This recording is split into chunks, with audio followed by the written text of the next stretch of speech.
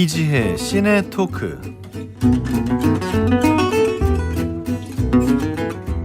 매주 금요일에는 이지혜 영화 저널리스트와 함께 키워드로 영화 만나봅니다. 어서 오세요. 네, 안녕하세요. 좋아하는 일을 직업으로 삼지 말라라고 이제 충고를 하는 경우가 종종 있지 않습니까? 뭐 저는 사실 동의하진 않습니다만.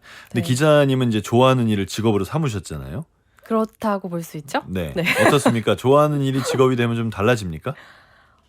뭐 직업적인 관점에서 뭐 바뀌는 것들은 있겠지만 저는 항상 뭐 충고는 따르는 게 아니라 그냥 듣는 거라고 생각하기 때문에 네. 누가 뭐라 하든 일단 좋아하는 일을 직업으로 한번 삼아보세요. 그러고 나서 별로다? 그럼 다른 걸 찾으면 되고요. 오, 저랑 아주 유사한 생각이십니다. 네, 왜냐하면 안 해보고 후회하느니 해보고 후회하는 게 훨씬 낫잖아요.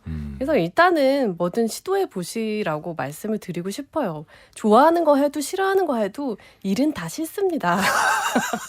아, 그 말이 정답이다. 저는 이게 충고 조언들 좋아하는데 네. 뭐 하지 말라는 조언은 대체로 안 받아들이는 편입니다. 뭐 하라는 조언은 대체로 받아들이려고 하는 편이고요. 네네. 그러네요. 사실 그 좋아하는 일이 직업이 돼도 싫어하는 부분이 생기죠. 그쵸. 왜냐면 좋아하는 것만 할 수는 없잖아요. 저는 이걸 1대 9로 보거든요. 좋아하는 일 1, 싫어하는 일 9. 근데 좋아하지도 않는 일을 하면 싫어하는 일만 10이 되는 거죠. 맞아요. 그러니까 저는 차라리 그렇다면 차라리 좋아하는 게 낫다라고 그럼요. 생각합니다. 번아웃이나 슬럼프 겪은 적 있어요? 그럼요. 저도 그래요? 굉장히 이제 30대 중반에 네. 세게 와서 이게 프리랜서의 숙명인데 지금 30대 초반 아니었어요? 갑자기 또 기분이 좋아지네요.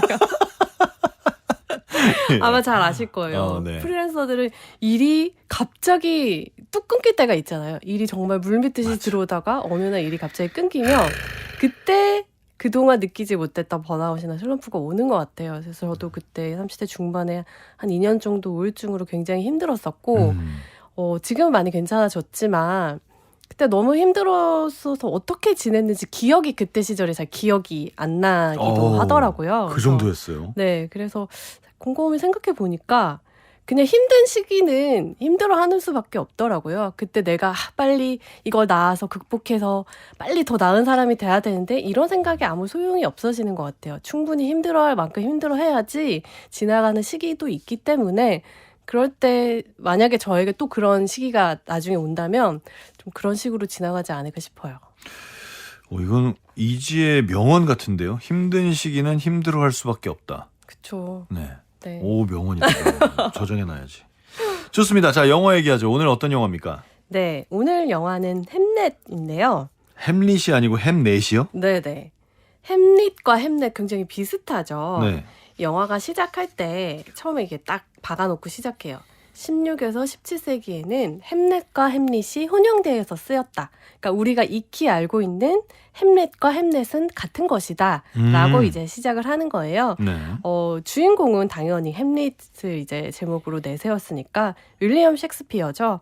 윌리엄 셰익스피어와 그의 아내 아네스가 주인공인데요. 이 두 사람이 일찍 세상을 떠난 어린 아들 때문에 굉장히 괴로워하다가 아네스는 계속 이제 고향에 남아서 혼자 이제 다른 자식들을 키우면서 아들을 그리워하고 이제 셰익스피어 같은 경우에는 런던으로 떠나서 창작 활동을 하면서 자신만의 방식으로 아들을 잃은 슬픔을 이제 감내해 나가는 그런 이야기입니다.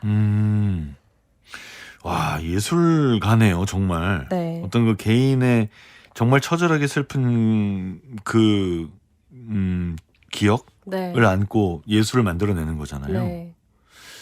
그래요. 이 원작 소설이 있네요. 이 원작 소설이 딱 그 셰익스피어의 그런 상황 설정에서 네. 영감을 받았다면서요? 네, 네. 이 윌리엄 셰익스피어가 굉장히 엄청난 명성에 비해서 이 개인의 역사는 빈 곳이 많잖아요. 그래서 그것들이 이제 작가들에게 또 다른 영감을 주어서 탄생한 뭐 소설이나 영화들이 굉장히 많은데 이 햄릿의 원작 역시도 그래요. 이 작가 매규 오페럴이 햄릿을 이제 학교에서 연극으로 이제 준비하고 있었는데 그때 이제 우연히 셰익스피어에게 아들이 있었고 햄릿을 쓰기 4년 전에 그 아들이 죽었다. 그때 11살 어린 아들이었고 이름이 햄넷이었다라는 이야기를 듣고 거기에서 이제 착안을 해서 이후에 다른 이제 연구 자료들을 이제 뒤지다 보니까 윌리엄 셰익스피어가 살던 당시에는 이 앞서 말했던 햄릿과 햄넷이라는 이름이 같이 혼용이 되었다라는 기록을 찾아낸 거예요. 그러니까 이 기록 한 줄에서 이제 상상력이 출발한 거죠. 혹시 셰익스피어가 그 작품을 아들을 잃은 슬픔에서 비롯된 게 아닐까라는 작가적 상상력을 발휘해서 이제 쓴 작품이 원작 소설이고요. 그걸 클로이 자오 감독이 공동 각색해서 햄넷이라는 영화로 만들었습니다. 역사적 사실은 아닌 거죠. 이런 게 증명된 건 아무것도 없는 거죠. 네, 아무런 증거도 없고 네. 작가적 상상력의 소산입니다. 와, 근데 그럴듯해요. 그죠? 네, 네. 그럴 수 있을 것 같아요. 그 셰익스피어에 대해서는 작품 세계는 진짜 많이 아는데 네. 참 이런 개인사에 대해서는 정말 그래요. 아는 네. 게 없어요. 오히려 셰익스피어가 굉장히 다작을 했잖아요. 네. 우리가 아는 훌륭한 작품들도 있지만 안 유명한 그런 그죠. 작품도 많이 있지 않습니까? 네. 그것 때문에 어떤 사람들은 셰익스피어라는 필명을 쓰는 뭐 5명의 연합체다 뭐 이런 말도 하지 않습니까? 맞아요. 외계인이다. 막 네. 이런 그러니까 그런 말은 들었지만 셰익스피어가 개인적으로 어떤 삶을 살았는지는 진짜 모르겠는 거예요. 네. 어떤 삶을 살았습니까? 많은 부분이 실제로 이제 빈 곳으로 남아 있고 이제 그의 생애를 연구했던 이제 학자들에 의해서 밝혀진 부분들이 뜨문뜨문 있죠. 근데 대부분 이제 이 윌리엄 셰익스피어 자체의 이제 개인적인 생애에 중심을 맞췄고 그의 아내에 대한 이야기는 거의 이제 발견된 부분이 없다고 해요. 8살 연상의 여성이고 이제 임신해서 이제 결혼하게 되었고 이제 오랫동안 떨어져 살았다. 뭐 이 정도의 서술만 있었는데 이 소설도 그렇고 클로이 자오 감독도 그렇고 이 영화의 중심은 윌리엄 셰익스피어보다는 그의 아내 아네스에게 더 중심이 맞춰져 있어요. 알려진 게 거의 없는 사람이다 보니까 더 상상력을 발휘하기가 쉬웠고 아들을 잃은 어머니라는 강력한 그 모티브가 조금 더 관객에게 더 몰입할 수 있게 만들었을 것 같아요.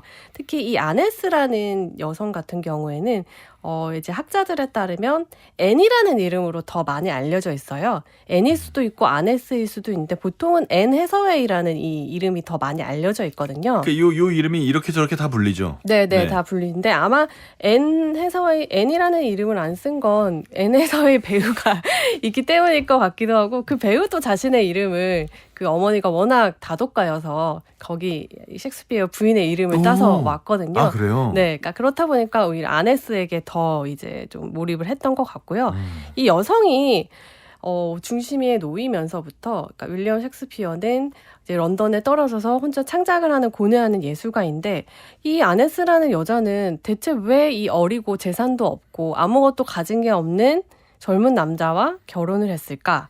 아네스 같은 경우에는 굉장히 부유한 집안의 여성이었고 또 생활력도 강했던 여성이었기 때문에 거기에 당연히 의문을 품을 수밖에 없었고 거기에서부터 이 여성이 어떤 여성이었을까라고 이제 상상해 나가면서 살을 붙여 나간 거죠. 저는 이런 것들이 참 오해의 아름다움인 것 같아요.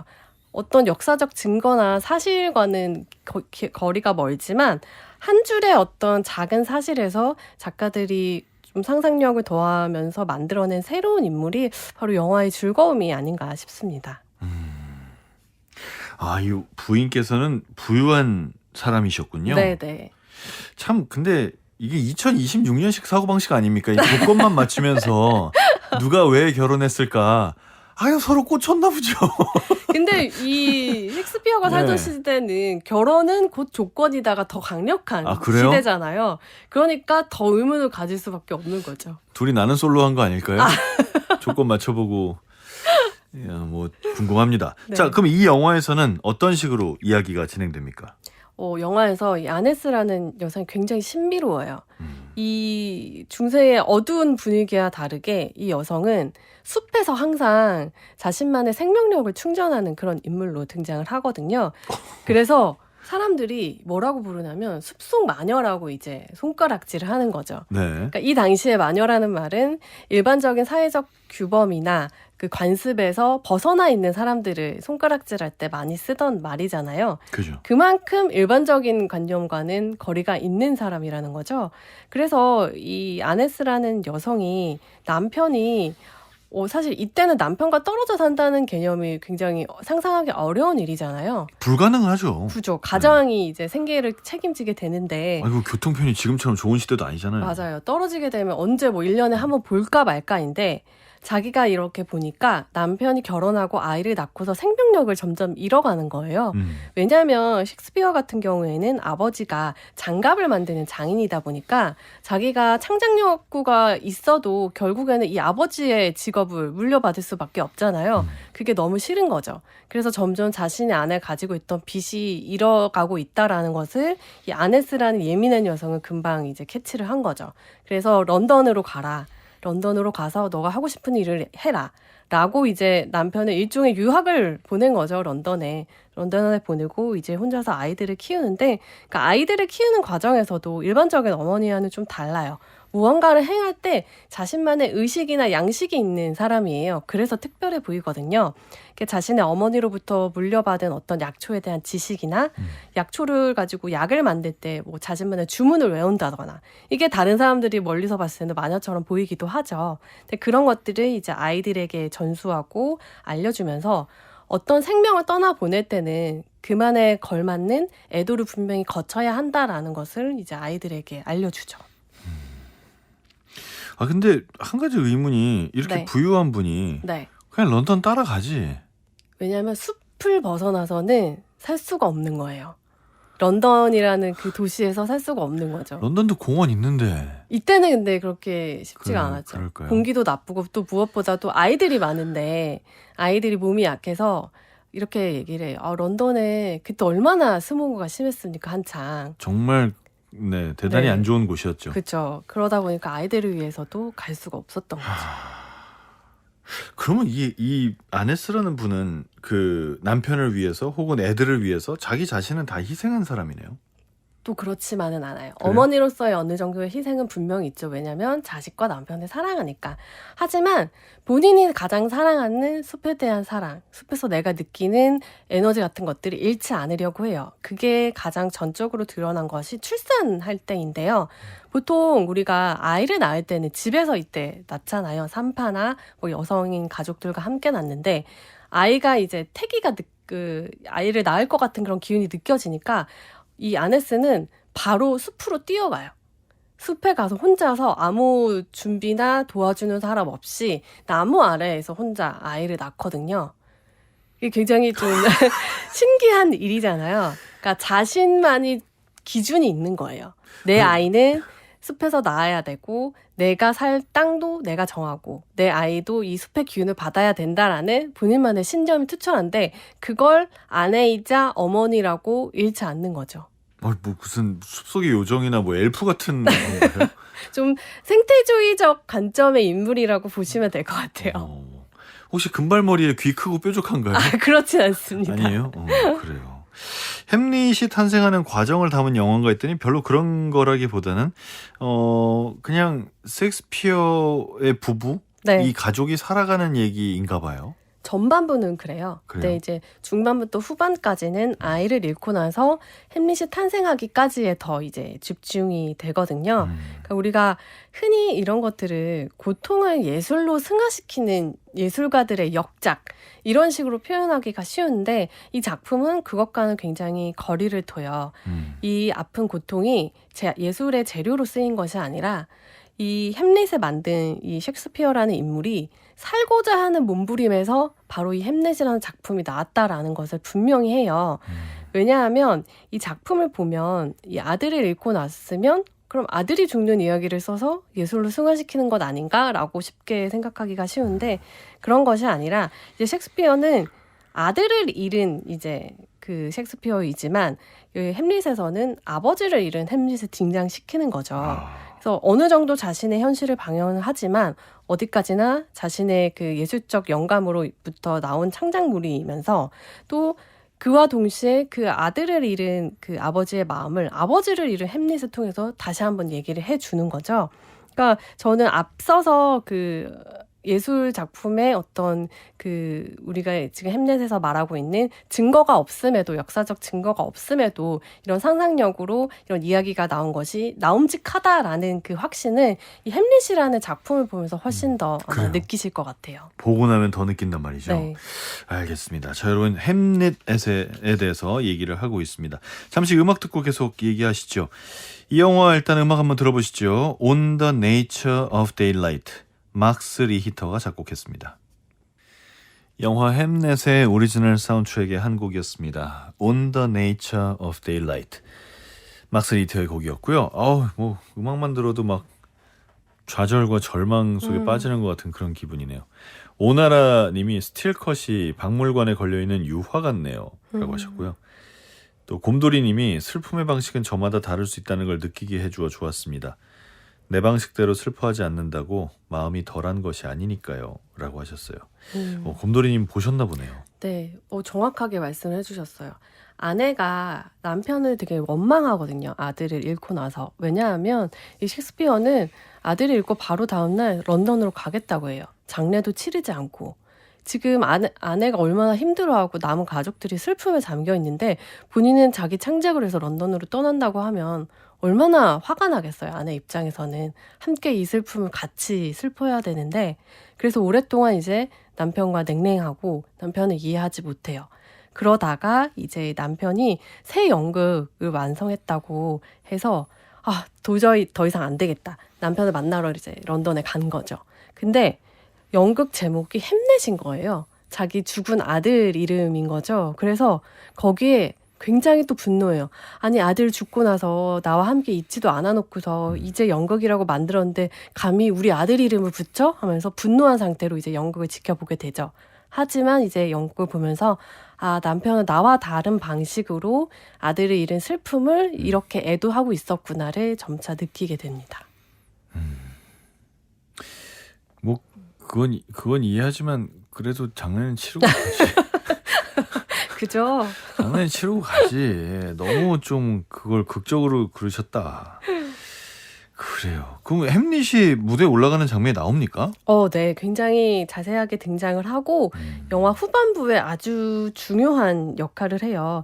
이 연극이 이제 무대에 올리고 나서 이제 아내가 그 연극을 이제 무대 아래에서 보게 되죠. 근데 아내 같은 경우에는 일단 이 연극이라는 개념이 익숙치가 않아요. 실제와 가상의 이야기를 제대로 구별하지 못하는 거죠. 그래서 아들 이름을 붙였다라는 것에 일단 분노하고 또 무대 위에 이제 셰익스피어가 직접 연기도 하기도 하니까 남편을 보고 남편을 부르거나 또 중간에 이제 더 이상 못 보겠다면서 나가려고 해요.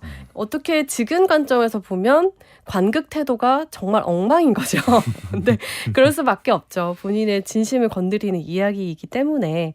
근데 이 연극을 보면서 아내가 나 이제 못 참겠어 나가려는데 그 발길을 붙잡는 게 누구냐면 바로 이 햄릿을 연기한 젊은 남성 배우예요. 어린 소년인데 만약에 죽은 아들이 죽지 않고 살아서 컸다면 저런 모습이겠구나 하는 모습으로 나타나요. 그래서 거기에 이제 아네스는 모든 시선을 다 빼앗기고 그때부터 이제 이 연극을 볼 수밖에 없게 되는 거죠. 내 아들이 마치 살아있는 것 같으니까. 그래서 이야기를 보다 보니까 이 아내가 그동안 느꼈던 남편에 대한 어떤 원망이나 불신 같은 것들이 다는 아니었구나. 나와 다른 방식으로 애도하고 있었다라는 것을 알게 되죠. 이 클로이 자오 감독의 연출은 어떻습니까? 뭐 너무 좋죠. 일단 클로이 자오 감독 같은 경우에는 이전에 2021년 아카데미에서 작품상, 감독상, 여우주연상을 자신의 노매드랜드라는 작품으로 이제 수상을 했거든요.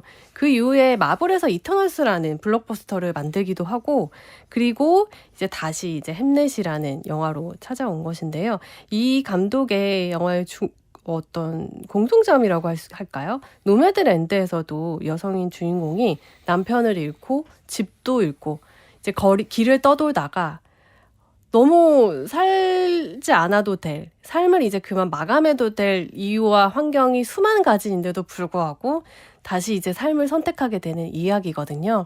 그러니까 이 사람은 상실을 다루는 것에 굉장히 관심이 많은 감독이에요. 이 상실을 사람들이 어떤 식으로 그 시간을 통과하는지 그리고 그 통과해내는 힘은 과연 어디서부터 오는지를 탐구하는 감독인데 그것에 대한 탐구가 햄릿에서까지 이어진 거죠. 자, 그럼 햄넷에서 뽑은 두 번째 영화는 뭡니까? 네, 두 번째 영화는 로봇 드림인데요. 햄넷 같은 경우에는 이 상실감, 아들이 잃은 상실감을 어떻게 통과해 나가는지가 가장 중요한데 중요한 점은 애도였어요. 애도를 얼마나 제대로 잘 하고 넘어가는가가 이 슬픔을 극복할 수 있는 가장 큰 힘이다라는 얘기를 했다면 로봇 드림은 이 상실 그리고 그 다음에 올 재해까지 우리가 어떻게 바라봐야 할 것인가에 대한 이야기를 해주는데요. 햄넷과는 모든 면에서 정반대의 영화예요. 아주 밝고 경쾌하고 명랑한 애니메이션 영화거든요. 주인공은 로봇과 도구예요. 개인 거죠. 네. 그래서 도구가 혼자 뉴욕에 사는데 너무 심심하고 외로운 거예요. 그래서 반려 로봇을 들이게 됩니다. 이 반려 로봇과 함께 막 추억도 만들고 여행도 다니고 함께 이제 사랑을 하다가 이제 어느 날 갑자기 헤어지게 돼요. 그리고 이제 헤어지고 난 뒤에 다시 만날 때까지 엄청나게 오랜 세월이 흐르고 몇 번의 계절이 바뀌게 되는데요. 그 사이에 이 두 사람이 아니죠. 한 개의 로봇과 한 마리의 개의 어떤 처지가 바뀌게 되는 이야기입니다. 근데 헤어진다고요, 이 사람, 자꾸 사람이라고 할게요, 그냥. 네. 이 두 인물이 헤어진다고요? 네, 왜냐하면 이제 같이 바닷가에 놀러 갔는데 로봇에 바닷물이 들어가면서 작동이 멈춰요. 아이고. 근데 너무 무겁다 보니까 도구가 혼자 끌고 올 수 없어서 다음날 데리러 올게 하고 갔는데 해수욕장이 이제 폐관을 한 거예요. 네. 문을 닫은 거여서 다음 개장까지는 이제 또 1년을 기다려야 되는 거죠. 어메. 그래서 그동안 계속 가서 어떻게든 고쳐보거나 꺼내려고 하는데 그게 번번이 이제 무산되고 어느 시점부터는 이제 점점 로봇이 없는 삶에 익숙해지고 다른 사람들과 관계를 맺고 이러면서 점점 로봇의 기억이 희미해져 가고 하지만 로봇은 바닷가에 꼼짝 못하고 누워있잖아요. 의식은 또 있어요. 그래서 계속 꿈을 꾸면서 도구를 그리워하게 되죠. 이것도 정말 헤어짐을 견디는 얘기네요. 네. 새로운 인연은 뭐 쌓기도 하지만 도구는 어쨌든 사랑이라는 것이 그 관계를 잘 살펴보면 좀 불공평하잖아요. 더 사랑하는 쪽이 더 슬퍼지는 경우가 많은데 이 둘의 관계가 좀 그래요. 계속 바닷가에 누워서 꿈을 꾸면서 도구를 생각하는 이 로봇을 보고 있으면 어느 시점부터는 도구에 대한 원망이 좀 커지게 되기도 합니다. 그럴 수 있습니다. 네. 항상 이 헤어진다는 거는 네. 뭐 누구한테나 아픈 일이긴 한데 그 떠나간 사람보다 남은 사람이 좀 더 아픈 것 같아요. 떠나간 그쵸. 사람은 새로운 환경을 만나서 뭐 좀 그래요. 근데 남은 사람은 모든 게 똑같았는데 걔가 없어진 거예요. 그러니까 더 견디기 힘들지 않나. 또 그 시점에 머물러서 곱씹어 보게 되죠. 네. 뭐 이게 모든 케이스가 다 그렇죠. 뭐 저기 연인이 갑자기 유학을 갔다든지 뭐 아까처럼 런던으로 떠나갔다든지 이것도 런던에 떠나가면 런던에서 살아야 되거든요. 정신 없어요. 없죠. 근데 남겨진 사람은 딱 남편만 없는 거죠. 모든 게 똑같은데 그러면 이제 상실의 아픔이 훨씬 더 큰 것 같아요. 사랑한 사람과 이별하는 과정을 어떻게 받아들여야 하나? 이 애니메이션에서는 답이 뭐라고 나옵니까? 이 애니메이션 같은 경우에는 감독이 살면서 친구를 잃은 경험을 이제 떠올리면서 만들었다고 해요.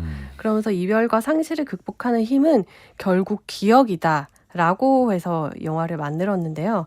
그래서 계속 기억하는 것이 중요해요. 우리가 어떤 이별이나 상실을 경험하고 나면 과거의 기억, 추억 같은 것들은 빨리 지워버리고 그 다음 단계로 가는 극복을 위해서 이것들은 빨리 지워버려야 할 무엇으로 치부하게 되는데 그러지 말아야 한다. 계속 그 기억을 안고 우리는 살아가야 하고 그것이 사랑이고 그것이 진정으로 끝난 관계든 떠난 사람이든 애도하는 과정이다라고 이야기를 하고 있습니다.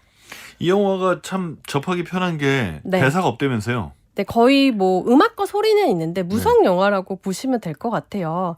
그리고 그러니까 언어가 없다는 거죠? 뭐 네. 번역 통역 안 해도 됩니까? 없습니다. 그래요? 그리고 이 영화의 어떤 가장 중요한 말은 음악을 통해서 대신 하기도 해요. 오. 이 어스 앤드 윈드 파이어의 September라는 노래가 굉장히 중요해요. 이 노래가 시작하는 걸 보면 첫 가사가 기억나니예요. 우리가 얼마나 사랑했고 빛났던 그때를 기억하니? 라는 그런 곡이거든요. 너무너무 신나는 멜로디에 약간은 좀 애수가 서려 있는 그런 가사이기도 하거든요. 그래서 이 둘이 그렇게 비극적으로 헤어지고 나서 정말 오랜만에 다시 재회를 해요. 근데 서로 이렇게 마주치는 게 아니라 로봇만 도구를 알아보는 거예요. 멀리서. 근데 그 도구 옆에 새 로봇이 있는 거예요. 얼마나 마음이 무너져요. 근데 로봇은 못 불러요. 멀리서 글을. 이미 새로운 인연을 시작을 했고 우리의 시기는 지나갔으니까 지금 다시 불러서 무엇하냐라는 생각에 부르지 않고 대신 이 둘이 함께 들었던 September라는 노래를 이제 멀리서 틀어줘요. 그걸 틀어주니까 도구가 멈칫하죠. 우리의 노래니까. 그때 도구도 그 시기를 이제 어떻게 잘 보내주냐면 두 사람이 함께 췄던 춤을 각자 따로 이제 추게 되는 거죠. 웃으면서 춤추면서 그 시기를 이제 보내주는 자신들만의 의식을 보여줍니다. 로봇이 굉장히 인간적이네요. 인간적이고 인간을 넘어서는 성숙함을 가졌죠. 로봇인데 엄청 인간적입니다. 네. 3747님 남은 자가 더 슬프다는 말이 공감됩니다. 그래서 우리는 자꾸 떠나나 봐요 라고 남겨주셨습니다. 자, 한석준의 문화시대 이지의 시네토크, 오늘은 클로이 자오 감독의 햄넷 그리고 파블로 베르헤르 감독의 로봇드림 두 편 소개해드렸습니다. 오늘 말씀 감사합니다. 네, 감사합니다. 네, 자, 저희가 오늘 준비한 순서는 여기까지입니다. 우리가 함께 나눴던 사랑을 기억해 주세요. 애니메이션 로봇드림의 오리지널 사운드트랙 가운데 Earth, Wind and Fire의 September의 가사 일부 남겨드리면서 이 곡 궁금하시죠? 자, 이 곡 함께 들어보시죠. 지금까지 한석준이었습니다. 주말 잘 보내시고요. 다음 주 월요일 오전 11시 문화시대에서 기다리겠습니다.